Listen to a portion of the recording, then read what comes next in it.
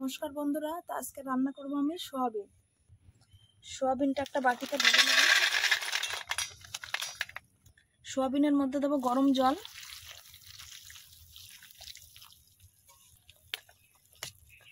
কিছুক্ষণ রেখে দেব।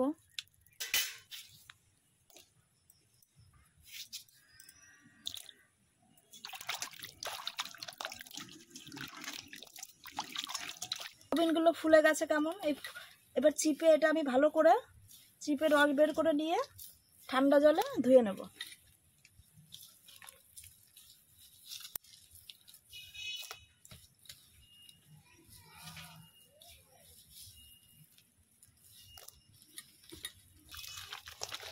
ঠান্ডা জল থেকে ভালো করে ধুয়ে চিপে নিয়ে নেব আমি।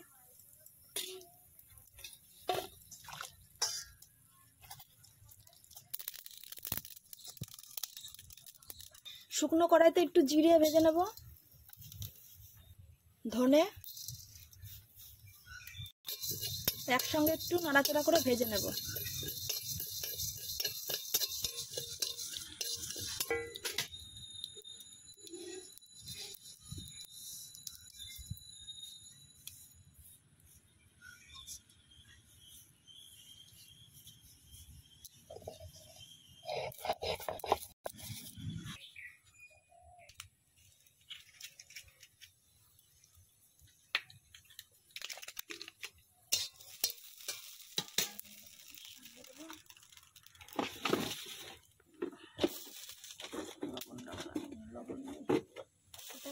ছেলে দেব লবণ, হলুদ দিয়ে একটু মাখিয়ে নেব।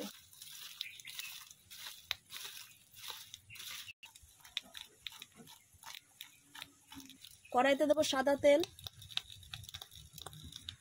তেলটা গরম হয়ে গেছে, ওর মধ্যে দিয়ে দেবো সোয়াবিনগুলো, ভালো করে ভেজে নেব। সোয়াবিনটা ভাজা হোক, এদিকে আমি বেটে নেব লঙ্কা, আদা, রসুন, এই তিনটা আমি বেটে নেব।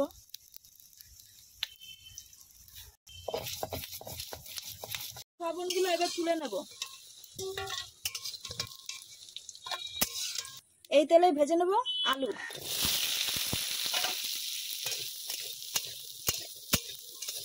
লবণ,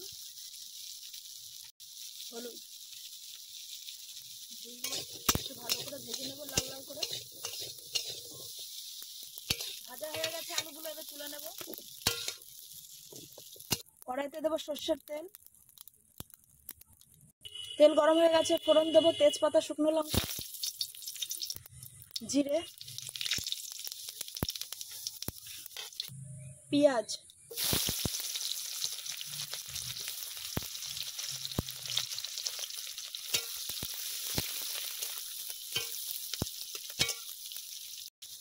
টমেটো কুচি,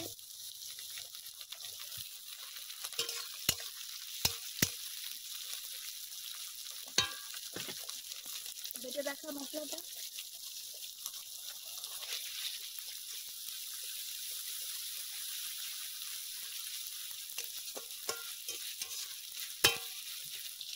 লবণ, হলুদ,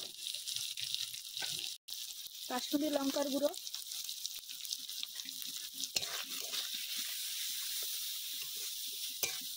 ভালো করে মশলাটা কষিয়ে নেব।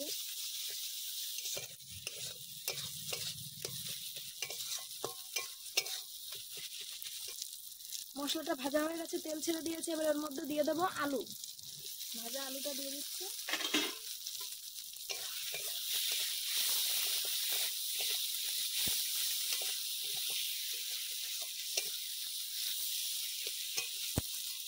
ভাজা সোয়াবিনটাও দিয়ে দিচ্ছি, ভালো করে এবার কষিয়ে নেব।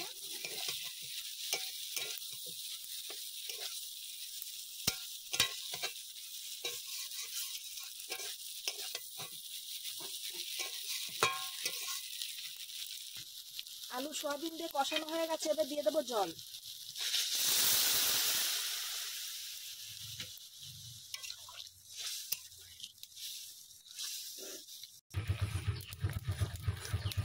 মার্কেটে জাল হচ্ছে, যারা আমার এই ভিডিওটা ইউটিউব থেকে দেখছেন তারা অবশ্যই চ্যানেলটিকে সাবস্ক্রাইব করে পাশে থাকবেন।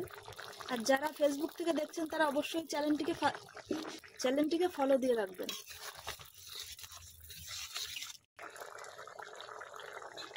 তরকারিটা হয়ে এসেছে, এবার এই ভাজা মশলাটা গুঁড়ো করে রেখেছিলাম ওটা দিয়ে দিচ্ছি। গরম মশলা দেব।